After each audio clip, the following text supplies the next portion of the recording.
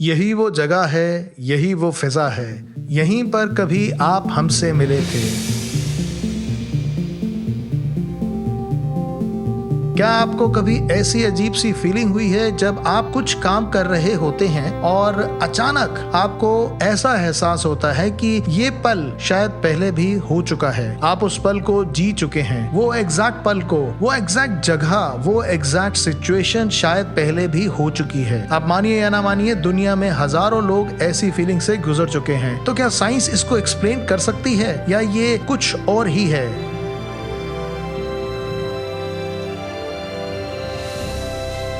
Hey guys, मेरा नाम है सचिन और आज मैं बात करने वाला हूँ डेजा वू के बारे में। इस वीडियो में मैं आपको ना केवल ये बताने जा रहा हूँ कि आखिर डेजा वू क्या होता है, बल्कि इस डेजा वू के टॉपिक से दुनिया भर के लोग इतने एक्साइटेड क्यों रहते हैं। फर्ज कीजिए आप कोई काम कर रहे हैं और वो काम आप पहली बार कर रहे हैं, लेकिन अचानक से आपके दिमाग में एक अजीब सा विचार आता है। आपको ऐसा महसूस होता है कि आप एग्जैक्टली इस सिचुएशन में पहले भी रह चुके हैं। वो ही जगह, वो ही आसपास मौजूद लोग, यहाँ तक कि जो आप बोल रहे हैं वो भी आप पहले उसी सिचुएशन में बोल चुके हैं। Welcome to the concept of deja वू।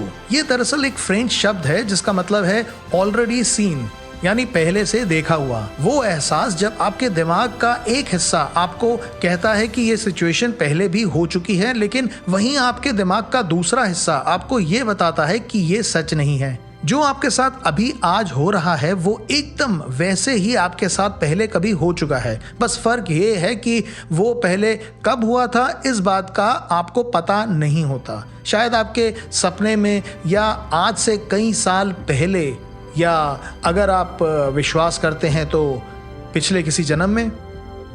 हमारा दिमाग इतनी कॉम्प्लेक्स चीज है कि आज तक किसी को ये नहीं मालूम कि ये असल में कैसे काम करता है। हम अपने जीवन में जितना कुछ देखते हैं, जितना सुनते हैं, वो हमारे दिमाग में कहीं ना कहीं स्टोर होता रहता है, चाहे हमें सबकॉन्शियसली या कॉन्शियसली पता हो या नहीं। लेकिन हमारी सेंसेस जो कुछ भी रिकॉर्ड कर रही होती हैं वो हमारे ब्रेन में स्टोर होता जाता है, और उन सारी सेंसेस के इनपुट को हमारा दिमाग स्टोर करता है एक मेमोरी के रूप में। ब्रेन ऐसा कैसे करता है ये अभी तक क्लियर नहीं है, और शायद ये ही कारण है कि हमें ये नहीं मालूम है कि डेजा वू क्यों होता है।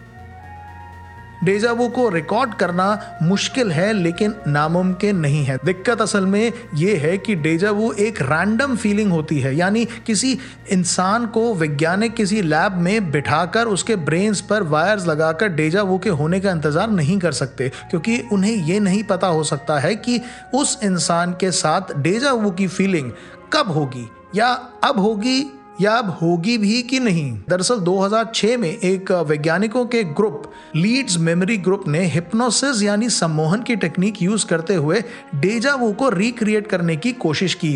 इन वैज्ञानिकों ने यह पता लगाया कि डेजा वू दरअसल हमारे दिमाग में मेमोरी को स्टोर करने के तरीके के कारण होता है।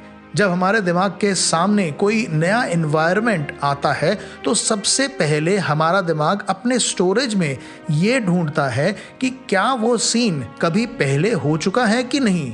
अगर हाँ, तो हमारे दिमाग का एक दूसरा एरिया ट्रिगर हो जाता है। वैज्ञानिकों के अनुसार डेजा वू तब होता है जब हमारे दिमाग का ये दूसरा भाग पहले ही ट्रिगर हो जाता है। लीड्स मेमोरी ग्रुप ने यह पता लगाया कि हिप्नोसिस के जरिए ब्रेन के इस दूसरे भाग को ट्रिगर किया जा सकता है।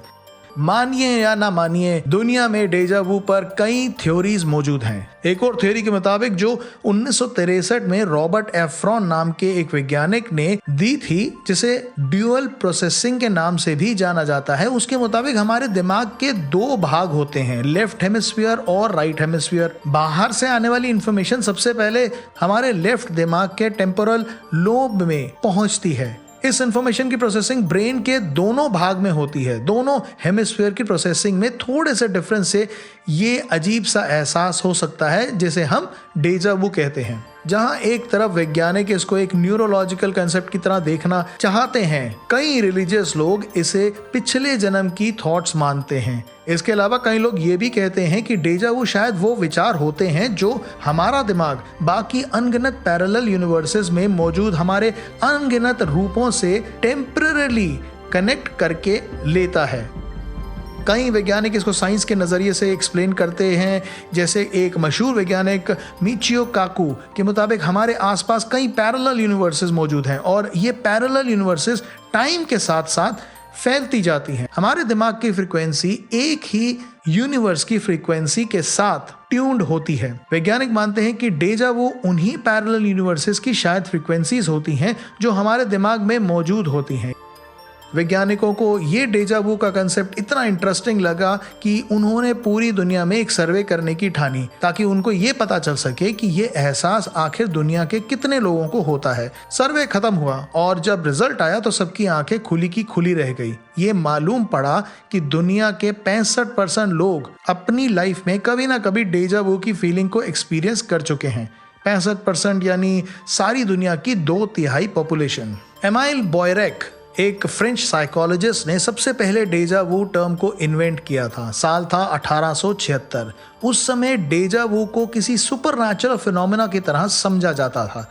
उस समय के बाद से डेजा वू पर लगभग 40 थ्योरी बन चुकी हैं। यहाँ तक डेजा वू की कई टाइप्स भी मौजूद हैं। डेजा इंटेंडो, जो ऐसी फीलिंग के लिए इस्तेमाल होता है जब आप किसी गाने को सुन रहे होते हैं और आपको ऐसा लगता है कि ये गाना आपने पहले शायद सुन रखा है। फिर डेजा पेंसे, जिसमें किसी विचार या थॉट के आने पर ऐसा लगता है कि ये थॉट पहले भी हमारे दिमाग में आ चुकी है। डेजा वॉटे, जब आपको कुछ खाने के बाद ऐसा लगता है कि आप वो चीज को पहले भी टेस्ट कर चुके हैं। डेजा वू की फीलिंग के एकदम उलट एक और फीलिंग होती है जिसे कहते हैं जमाइस वू, जिसमें इंसान को ऐसा लगता है कि कोई पर्टिकुलर सिचुएशन जो उसे असल में अच्छी तरह से जानी पहचानी होनी चाहिए थी, वो ऐसा ना होकर उसके लिए बिल्कुल अजनबी होती है।